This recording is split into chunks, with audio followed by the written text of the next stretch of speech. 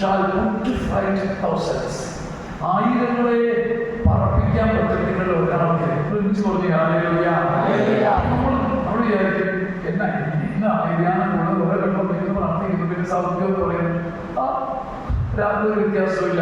ഇങ്ങനെ പറഞ്ഞു തന്നാൽ എളുപ്പമാണ്. പക്ഷെ ബൈബിൾ പറയുക യോശുവ 23:10 നിങ്ങളിൽ ഒരുവനെ കൊണ്ട് ഞാൻ ആയിരങ്ങളെ തുരത്തും. One among you shall put to flight thousands. ആയിരങ്ങളെ പറപ്പിച്ചു കളയും നിങ്ങളിൽ ഒരുവൻ. നമ്മൾ ഒരാളുടെ വ്യത്യാസം, ഒരാളുടെ ഒരു ചെറിയ മാറ്റിച്ചവിട്ടൽ, അത് സഭയ്ക്ക് വലിയ സമ്മാനം. നമ്മളത് മറന്നിട്ടാണ് നമ്മളെല്ലാവരും പറയാം എന്നാ വെച്ചാൽ എല്ലാവർക്കും ഒരു വ്യത്യാസമില്ല. ഈ വചനം മനസ്സിലാക്കിയിട്ട് ഒരുമിച്ച് പറഞ്ഞ് ഹല്ലേലൂയ. 5-19 ഒരു മനുഷ്യന്റെ പാപം നിമിത്തം അനേക പാപികളായി, പക്ഷേ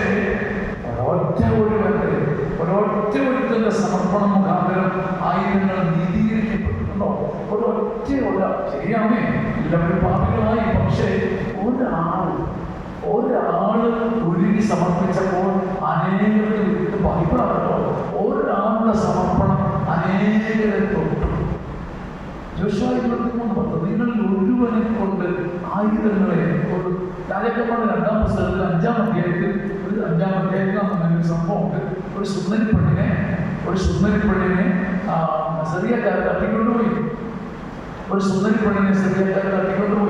അവളെ അവളെ കഷ്ടകാലം MBA പഠിച്ചത് ഈ പെണ്ണ് അവസരം തട്ടിക്കൊണ്ടുപോയി. ചെറിയ പണി കിടക്കുക. അവളുടെ ജോലി എന്ന ഒരു കുഷ്ഠരോഗിയുടെ വീട്ടിലെ പാചകക്കാരി. എന്തൊരു കഷ്ടമാണ്. ഞാൻ അതിനെ കുറിച്ചത്. ഈ പെണ്ണ് അവിടെ നിൽക്കുകയാണ്. ചെറിയക്കാരുടെ വീട്ടിൽ ഇസ്രായേൽക്കാരുടെ സുന്ദരി നിൽക്കുക. നമ്മളാണെങ്കിൽ എൻ്റെ പറഞ്ഞെ സർവ്വദൈവങ്ങളെ പഠിച്ച് നശിച്ച് അവളെ വായുവിനെല്ലാം പറഞ്ഞു തീർന്നതിന്. പക്ഷേ അവൾ മാറി ചിന്തിച്ചു. ഈ സുന്ദരി പെണ്ണ് അവിടെ പോസിറ്റീവ് മൈൻഡ്, വളരെ പോസിറ്റീവായിട്ട് ഈ പെണ്ണ് ചിന്തിക്കാൻ തുടങ്ങി. ഒരുമിച്ച് പറഞ്ഞേ ഹല്ലേലൂയ. യജമാനത്തി അവൾ പറഞ്ഞു എന്നാണ് പറഞ്ഞേ, എൻ്റെ യജമാനൻ നാമാൻ എൻ്റെ നാട്ടിൽ എങ്ങാനുമായിരുന്നെങ്കിൽ എൻ്റെ യജമാനൻ നാമാൻ എൻ്റെ നാട്ടിൽ എങ്ങനെയാണ് പോകുന്നത്? അവിടെ പ്രവാചകനുണ്ട്, അവനെ കാണാൻ പറ്റിയിരുന്നെങ്കിൽ സത്യമായും എൻ്റെ യജമാനൻ സൗഖ്യപ്പെട്ടവനെ. നോക്കണം, പുസ്തകത്തിന്റെ ചലവും വ്രണവും മണവും ഒക്കെ വീടാണ്. അവള് മുടിയടച്ച അവിടെ കുടിക്കാൻ ഇരുന്നാൽ പോലെ അത്യാവശ്യം ജോലി കഴിഞ്ഞിട്ട് അവർക്ക് പോരാ. അവള് പറഞ്ഞു യജമാനത്തി തട്ടിക്കളയണ്ട കേട്ടോ, എൻ്റെ നാട്ടിൽ എങ്ങാനുമായിരുന്നെങ്കിൽ എൻ്റെ യജമാനൻ സൗഖ്യപ്പെട്ടവനെ. അങ്ങനെ ഇവളുടെ നിർബന്ധത്താൽ നാമാൻ കത്തും വാങ്ങി അവിടെ ചെല്ലുന്ന പ്രവാചകനെ കാണുന്നു, സൗഖ്യപ്പെടുന്നു. ഒരു കുടുംബം മുഴുവൻ യഹോവയുടേതായി മാറുന്നു. ഒരുമിച്ച് പറഞ്ഞ് ഹല്ലേലൂയ. എനിക്കൊരു പള്ളിയുണ്ട്. അതിന് മുമ്പ് ഈരപ്പള്ളിയിൽ ഒരു വെള്ളപ്പൊക്കത്തിന്റെ കാലത്ത് ഞാനിങ്ങനെ ചെടി നടുക. വെള്ളമാണ് ഞാൻ ചെടി കുത്തിപ്പൊക്കി തെറ്റ ഉണ്ടാക്കി അങ്ങനെ ചെടി നടുക. അപ്പം വളരെ സ്നേഹമുള്ള ഒരു വേവിച്ചാൻ പറഞ്ഞു എന്താ ചെയ്യാൻ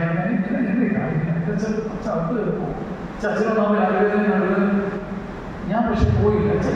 വട്ടത്തരം കാണിക്കുന്നത് വെള്ളം അങ്ങനെ വെച്ചു. ഞങ്ങളൊക്കെ അച്ഛനൊന്നും അങ്ങനെയുള്ള കൃഷിക്കാരനാണ്, ഞങ്ങളൊക്കെ കൃഷിക്കാരല്ലേ. ഈ ചേട്ടനെ സ്നേഹത്തോടെ സാധിച്ചു. ചേട്ടൻ പറഞ്ഞതൊക്കെ ഭരണ സത്യമാണ്. പൊട്ടന്മാരല്ലേ വെള്ളത്തിലാണ് പിന്നെയും കണ്ട പൊട്ടി വെള്ളം ഇറങ്ങിയിട്ട് പോരെ. പക്ഷെ ഞാൻ സ്നേഹത്തോടെ നിരസിച്ചിട്ട് അത് ചെയ്തു. എനിക്ക് പറഞ്ഞു ഹല്ലേലൂയ. ഇവിടെ 2019 വലിയ വെള്ളപ്പൊക്കം വന്നപ്പം ആ പഴയ വെള്ളപ്പൊക്കത്തിൽ വെള്ളത്തിന് മുകളിൽ കുത്തിപ്പൊക്കി ഉണ്ടാക്കിയ തിട്ടയിൽ വെച്ച 100 കണക്കിന് മരങ്ങളുണ്ടായിരുന്നു. ഒരു ആപ്പിൾ മരം ഉൾപ്പെടെ. 2019 വെള്ളപ്പൊക്കത്തിലും ഒന്നും പോകാതെ നിന്നതിന്റെ കാര്യം ഞാൻ ഒരാള് പൊട്ടനെ പോലെ വെള്ളത്തിൽ നിന്നുകൊണ്ട് 100 കണക്കിന് തിട്ടയുണ്ടാക്കി.